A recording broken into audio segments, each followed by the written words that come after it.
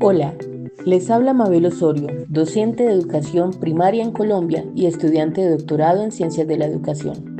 Hoy vamos a resolver 5 preguntas claves para comprender a qué se hace referencia con políticas educativas. ¿Qué es la política? ¿Cuáles son los propósitos y tipos? ¿Qué es la política pública de la autoridad estatal? ¿Qué cambios recientes hay en la política educativa? ¿Y cómo se relacionan educación y desarrollo? Lo haremos de forma sencilla, con ejemplos escolares y con palabras de especialistas que nos den luz. Iniciemos. Al hablar de política, tenemos que imaginar nuestra situación en el colegio como una casa grande. Hay que decidir juntos cómo la vamos a organizar. Esto es política, decidir en comunidad qué es importante y cómo hacerlo realidad. Por tanto, la política es un proceso mediante el cual una sociedad elige y distribuye valores, por ejemplo, equidad, calidad, inclusión, y define quién decide y cómo lo hace. En el contexto escolar, decidir usar más tiempo para la lectura o fortalecer las artes es una política, porque asigna tiempo, recursos y propiedades a ciertos valores educativos. El texto Estado, Sociedad y Políticas Públicas plantea que la política no se reduce al gobierno o a los partidos, sino que se relaciona con el ejercicio del poder en la organización social. Risby y Lingard nos dicen que la política educativa no es una simple acción del gobierno, sino un proceso complejo de negociación entre múltiples actores en diferentes niveles. Por lo que se entiende que la política no es neutra ni técnica, es un campo de disputa donde intervienen intereses, ideologías y relaciones de poder. Como docente de primaria, comprender esto es clave. Las decisiones curriculares, evaluativas y pedagógicas entonces no son casuales, responden a orientaciones políticas mucho más amplias. Pero, ¿cuáles son los propósitos y tipos de políticas? Cuando planteamos un proyecto de aula, por ejemplo, tenemos un propósito, lo que queremos lograr, y un tipo de acción, cómo lo lograremos, cómo lo haremos. Los gobiernos hacen lo mismo, diseñan los elementos necesarios, como un propósito para orientar acciones, resolver problemas públicos y expresar valores de una comunidad, así como las acciones, los recursos, desde los lineamientos generales, por ejemplo, la inclusión, hasta políticas específicas, por ejemplo, la evaluación o la financiación. Pueden ser simbólicas o también materiales, es decir, cuando mueven recursos, cambian responsabilidades y demás. En relación a ello, Risby y Lingard afirman que a través de las políticas públicas es que el Estado manifiesta sus preferencias de valor, algunas meramente simbólicas y otras con consecuencias más materiales, tales como la redistribución de los recursos o la distribución de las estructuras de autoridad y posiciones de valor. Cigogna en este tópico complementa explicando que las políticas públicas buscan intervenir en problemas socialmente reconocidos y orientar recursos para su resolución. Entonces vamos a poder encontrar políticas distributivas, políticas reguladoras y políticas redistributivas, todas ellas encaminadas a organizar la acción estatal frente a las demandas sociales. En el contexto colombiano, por ejemplo, las pruebas estandarizadas responden a una lógica de rendición de cuentas, mientras que programas de alimentación escolar como el PAE responden a una lógica redistributiva. Por otra parte, si nos preguntamos qué es la política pública y la autoridad estatal, en ese sentido, Cigogna nos dice que las políticas públicas son decisiones y acciones del Estado orientadas a resolver problemas públicos, legitimadas por su autoridad. El Estado posee la autoridad porque concentra el monopolio legítimo de la coerción y la regulación normativa.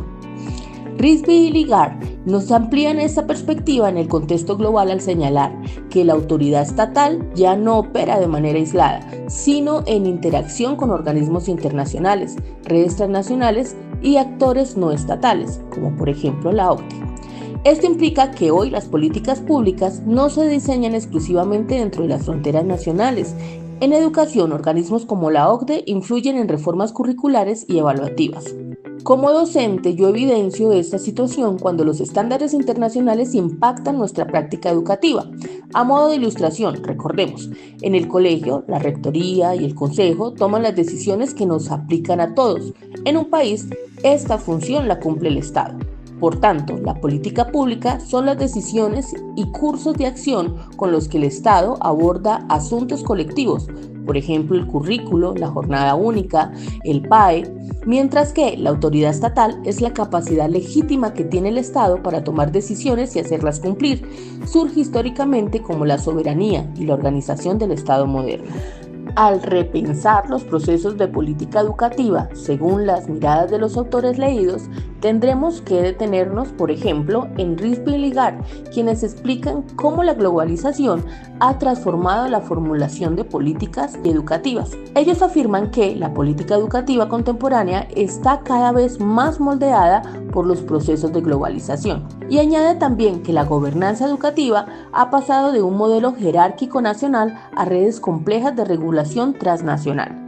Esto significa que las decisiones ya no son exclusivamente nacionales. La evaluación comparativa internacional influye en las reformas. También que se fortalece la lógica de estándares y de desempeños. En Colombia, esto se observa en la centralización de las pruebas como PISA y en la cultura de resultados. En mi experiencia como docente en primaria, pues este cambio se traduce en mayor presión evaluativa, en planeaciones por competencias y en énfasis en indicadores de logros. Para finalizar, si vamos a redondear la idea sobre cuál es la relación entre educación y desarrollo, tendremos que imaginar como cuando una niña aprende a leer mejor, ella crece. Pero cuando muchas niñas y niños aprenden a leer mejor, entonces crece el país. Esa es la idea central. Educación y desarrollo van de la mano. La relación entre educación y desarrollo es un eje central del discurso contemporáneo. En este sentido, Rizvi y Ligar afirman que la educación es concebida cada vez más como un instrumento para el desarrollo económico y la competitividad global. Sin embargo, esta visión es un poco economista y puede reducir la educación a capital humano. El desafío desde una perspectiva crítica es entender que el desarrollo no solo es en términos económicos, sino también en términos sociales, culturales y democráticos. Desde la escuela primaria esto implica formar ciudadanos críticos, no solo trabajadores competentes. Así entonces, la política educativa expresa los valores, la equidad, justicia y también los objetivos de desarrollo, capital humano, innovación. En el marco global, la educación se vincula con metas de igualdad, de resolución de brechas, por ejemplo, el uso de tecnologías, la inclusión de género, pero estas agendas se negocian entre lo nacional y lo global. Finalmente, hoy vimos que la política decide valores, que el Estado y sus redes asignan recursos y responsabilidades, que la política educativa cambió con la globalización y que la educación y desarrollo caminan juntos, como cuando hay equidad y justicia. En resumidas cuentas, la política es un proceso de ejercicio y disputa de poder. La política pública es la acción del Estado frente a los problemas sociales. La política educativa se transforma bajo la influencia de la globalización. La educación se vincula al desarrollo, pero no debe reducirse a esta lógica económica. Como docente y estudiante de doctorado, concluyo que comprender la política educativa nos permite leer críticamente nuestra práctica pedagógica. No somos simples ejecutores de normas, somos actores en un campo político que definen el sentido de la educación. Comprender la política es también asumir nuestra responsabilidad ética como educadores. Oyente, hoy te invito a cerrar este espacio pensando en la siguiente pregunta. ¿Qué valor educativo quieres priorizar en tu aula esta semana? ¿Y qué acción concreta vas a realizar para lograrlo? Muchas gracias por su escucha y nos oiremos en una próxima emisión.